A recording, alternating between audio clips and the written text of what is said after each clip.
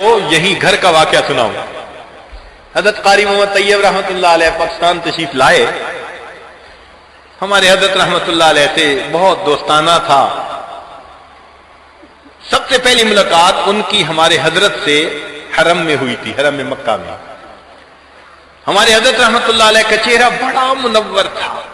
اتنے خوبصورت اور پر انوار تھے کہ جو بندہ دیکھتا تھا وہ بے اختیار کہتا تھا ما ھذا بشرا ان ھذا الا ملک کریم. اور حضرت قاری محمد طیب رحمۃ اللہ علیہ کا چہرہ بھی ایسا پر انوار تھا. جب حضرت نے دیکھا تو فرمانے لگے کہ میں نے پوچھا قاری صاحب آپ نے یہ چہرہ کیسے بنایا؟ آپ نے یہ چہرہ کیسے بنایا؟ تو فرمانے لگے، انہوں نے برجستہ جواب دیا، یہ چہرہ میں نے نہیں بنایا، یہ میرے شیخ نے بنایا. یہ چہرہ میں نے نہیں بنایا، یہ چہرہ میرے شیخ نے بنایا. انہوں نے ایک محفل میں واقعہ سنایا حضرت نانوتوی رحمۃ اللہ علیہ کی شادی کا.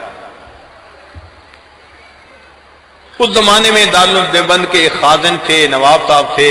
ان کو حضرت نانوتوی سے بڑی محبت تھی. عرصے سے پیچھے لگے ہوئے تھے کہ میں آپ کو اپنا بیٹا بنانا چاہتا ہوں. ان کے اصرار پر حضرت نانوتوی نے ہاں کر دی، نکاح ہو گیا. نواب صاحب نے اپنی بیٹی کے لیے اس زمانے میں جب استاد کی تنخواہ 2 روپے ہوتی تھی 1 لاکھ روپے کے زیورات بنائے اس زمانے میں، اور اپنی بیٹی کو رخصت کیا. جب رخصتی ہو گئی تو حضرت نانوتوی رحمۃ اللہ علیہ پہلی رات اپنی اہلیہ کے پاس آئے تو اہلیہ صاحبہ فرماتی ہیں کہ میرے پاس آ کر بیٹھ گئے، چارپائی پر سلام کیا اور فرمایا کہ شادی کا مقصد ہوتا ہے خاوند بیوی کے ذریعے گناہ سے بچے اور بیوی خاوند کے ذریعے گناہ سے بچے.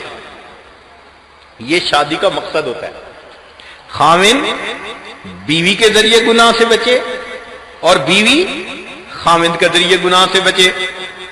اور دوسری بات فرمائی کہ زندگی اچھی تب گزرتی ہے جب میاں بیوی دونوں ایک لیول پر ہوں.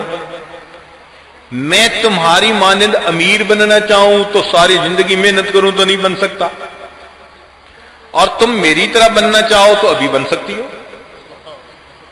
تو میں نے پوچھا کیسے؟ تو فرمانے لگے کہ یہ جتنے زیورات ہیں نا، یہ جو ترکیہ کا ہے نا خلافت کا کام، یہ سارا اللہ کے راستے میں بھیج دو. فرماتی ہیں میں نے سارے زیور نکالے، 1 لاکھ روپے کے زیور حضرت نے رومال میں باندھے اور اگلے دن وہ زیورات اللہ کے راستے میں پہنچا دیے. اب اگلے دن میں گھر میں تھی تو محلے کی عورتیں دیکھنے کے لیے آئیں. جب شادی ہوتی ہے تو دلہن کو دیکھنے کے لیے بوڑھی بوڑھی آتی ہیں. وہ دلہن کو کم دیکھتی ہیں، اپنے دلہن کے زمانے کو زیادہ یاد کرتی ہیں. تو کہنے لگی بڑھیا آ گئی 2-3، اور انہوں نے مجھے دیکھا تو میرے اوپر تو کوئی زیور ہی نہیں جسم پر. ان میں سے ایک بڑھیا فتنے کی پڑیا، وہ کہنے لگی ہاں یہ تو باپ پہ بوجھ بنی ہوئی تھی، لگتا ہے اس نے دھکا ہی دے دیا، جان چھڑائی اس سے. کہنے لگے جب میں نے یہ سنا تو میرے تو آنکھوں سے آنسو، رونا ہی نہ تھمے. حضرت نانوتوی رحمۃ اللہ تشریف لائے، مجھے روتے ہوئے دیکھا. فرمایا کیوں، کوئی خیریت ہے؟ میں نے کہا نہیں بس آپ مجھے میرے والد صاحب کے گھر چھوڑ دیں. حضرت نانوتوی رحمۃ اللہ نے میری خواہش کا احترام کیا اور مجھے اسی وقت لے کر میرے والد سے آپ کے گھر چھوڑ دیا. اس زمانے میں مردان خانہ الگ ہوا کرتا تھا، زنان خانہ الگ ہوتا تھا. مرد لوگ مردان خانے میں رہتے تھے، بوقت ضرورت گھر کی عورتوں سے ملاقات کرتے تھے. کہنے لگی میں 2 دن وہاں رہی. تیسرے دن میرے والد صاحب زنان خانے میں آئے تو نظر پہ بیٹی تم یہاں ہو؟ تو پتہ چلا جناب یہ تو ایک ہی دن رہ کے آ گئی تھی. پوچھا کیوں؟ کہنے لگے میں نے پھر رونا شروع کر دیا کہ میرے ساتھ تو یہ ہوا. گو میں نے زیورات اپنے خوشی طیب نفس سے دیے تھے، مگر عورتوں کا جو تانا تھا اس نے میرا دل دکھا دیا۔ تو نواب صاحب کہنے لگے بیٹی یہ کون سی بڑی بات ہے؟ نواب صاحب نے 1,00,000 روپے کے زیورات اور بنوائے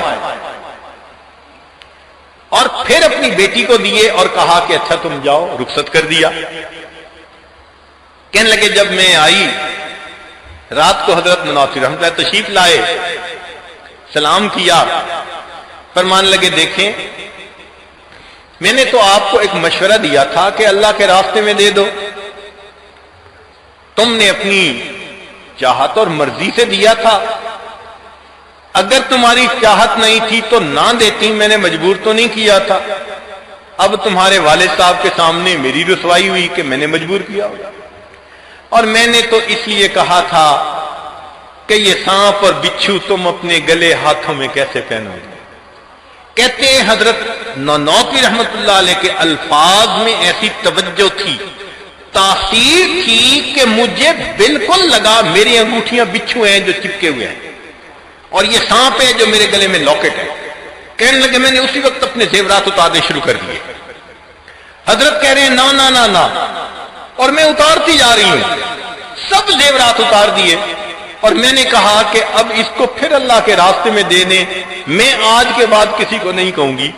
حضرت نانوتوی رحمت اللہ علیہ نے پھر 1,00,000 کے زیورات اللہ کے راستے میں بھجوا دیے، اور پھر اس کے بعد انہوں نے حضرت نانوتوی سے پڑھنا شروع کیا، اتنا علم پڑھا، حضرت قاری صاحب فرمانے لگے میں نے مشکات شریف اپنی دادی اماں سے سبکن پڑھی ہوئی ہے۔